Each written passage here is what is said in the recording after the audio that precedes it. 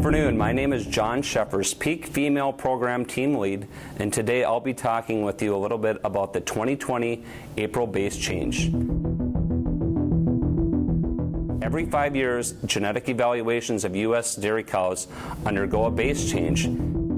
Essentially, this base change is an adjustment of the predicted transmitting abilities, PTAs, for all bulls, cows, heifers, and calves that really accounts for the amount of genetic progress that we've made over the last 5 years.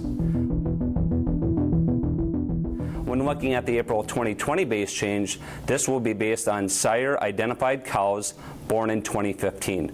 Keep in mind that over the last 5 years, our genetic evaluations have been based on cows born in 2010. It's important to note that the PTAs of most animals will be adjusted downward in April 2020. Larger adjustments per trait, whether it be milk, fat, or protein, mean that we've made lots of progress for those traits over the last 5 years. Even though the numbers on the proof sheet may be lower in April compared to December, the base change doesn't change the relative rank of animals.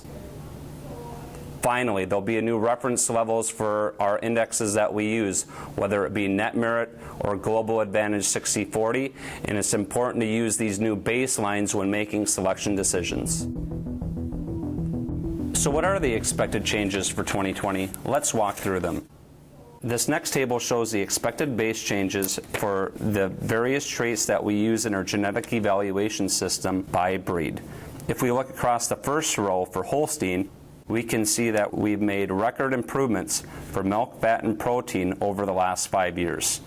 For example, when we look at milk, we can expect the average proof of a bull to drop 500 pounds of milk when comparing his December to his April proof sheet. Next, when we move to the health traits, we can see that we've made improvement for productive life, daughter pregnancy rate, and somatic cell score. Keep in mind that a lower value for somatic cell score is more desirable, thus the negative trend. When we move further on this table, we can see that for sire calving ease, we'll expect a 0.4 increase for this trait, meaning that a bull that's 7.6 sire calving ease today will become 8 sire calving ease for the April evaluation. There's big changes expected for the conformation traits. Traits such as type and udder composite will see downward trends of 0.76 and 0.85. When we look across the Jersey breed, we see similar trends.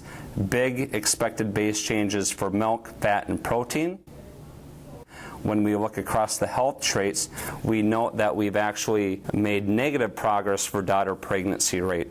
A bull that's -1 on daughter pregnancy rate today will be 0 on daughter pregnancy rate come April. If we look at the final two columns, we see the expected change in net merit and cheese merit by breed. If you're using 1,000 net merit bulls today, the new baseline come April will be 800 net merit. Let's take a look at how the April base change will affect the numbers on the proof sheet for Alta Top Shot. When looking at his net merit, today he's 1,033 net merit, but with an expected base change in April of 200 net merit dollars, his April value will now be roughly 800 net merit. When looking at the production traits, we can see downward adjustments for milk, fat, and protein, approximately 500 pounds of milk, 20 pounds of protein, and 20 pounds of fat.